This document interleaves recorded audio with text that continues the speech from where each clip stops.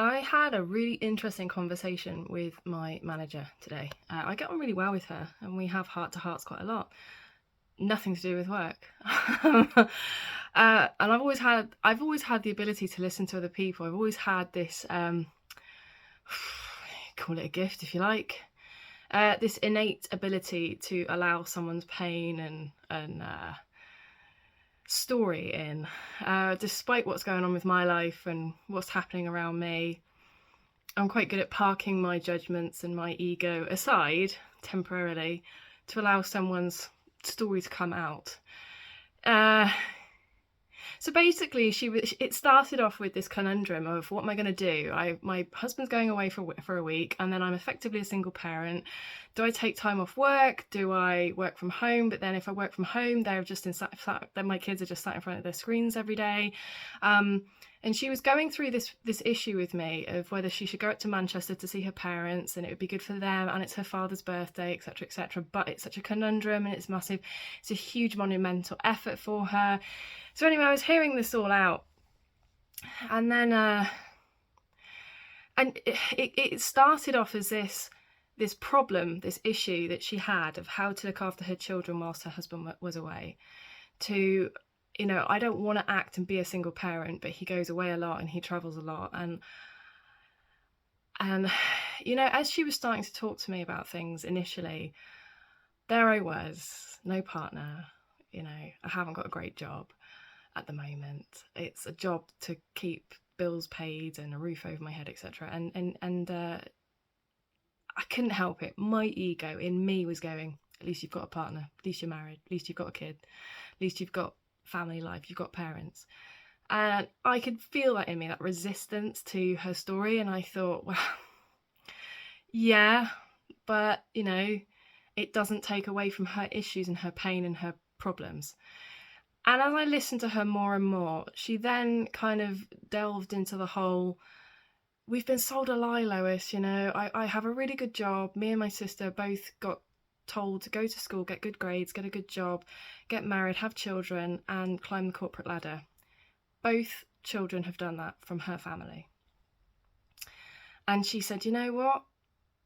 We were sold a lie. We can't have it all. And she's right. We can't have it all. And here's a woman who's done very well for herself. She's climbed the corporate ladder. She's in a really good position in the company.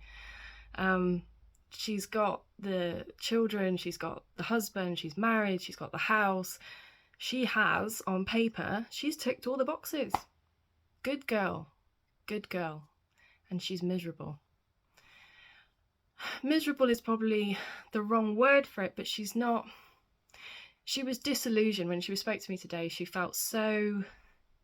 She feels lied to. She feels that she can't give her children enough time. She feels guilty for that, perpetually guilty for not giving her children a good enough life, for not spending enough time with them. Anyway, so I gave her the space, and then the more she opened up, the more I realised it doesn't matter whether you're married, not married, kids, no kids, family, house, no family, whatever it is, it doesn't matter your status in life. Modernity is shit. Modernity is a lie. It doesn't work for us, and it's, in essence, anti-human. It is the antithesis of being human. And I said to her, and I kept peppering it into the conversation, which is, if you're going to be alone and you can't cope with that, you need to recruit some help. You need to recruit some community. I said to her, personally, if it were me, I'd make the effort go to Manchester, because at least you got the kids to give to the grandparents, at least, so they can look after them for a bit. That was my 2 pennies worth for whatever it was worth for her. And then it came back, it came full circle, and I said that modernity is shit. This doesn't work for us. And she says, no, you're right. We're living in silos. We go home, we're in these tiny little communities, whether it's a community of 1 or a community of 5, it doesn't matter, but it's not enough. To raise a family, to raise children, used to take a community, a tribe of people. We now expect 2 parents to do it, if we're lucky. 1 parent, if we're not so lucky. It's not possible, guys. And if you're struggling, that's understandable. And it does nothing for our mental health. It does nothing for our human health, physical health, mental health, whatever. It does nothing for us. Modernity is not working for us. Modernity has gone way too far. We need community-based solutions. Sounds like a soundbite, sounds like, you know, a nice idea. Actually, I think it's absolutely imperative. Yeah, one of the most important things I think we need to do, you know, our mission in life to combat modernity, to combat modern life, is to find our tribe, is to find our people.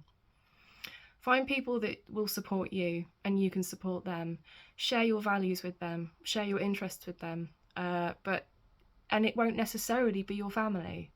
This isn't to say cut people out. I'm not saying cut friends out. That's not what I'm saying here. The message is find people that you resonate with, that understand you, that click with you, and that can help you out, because ultimately that's what we need. We need each other.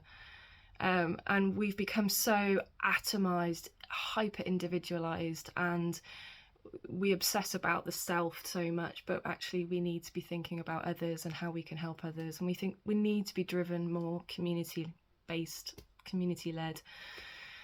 And this was all just off a conversation that I had with my boss this morning about her conundrum for the school holidays. And I feel for parents, I really do. And you single parents, all hail to you single parents. That is a crazy hard job.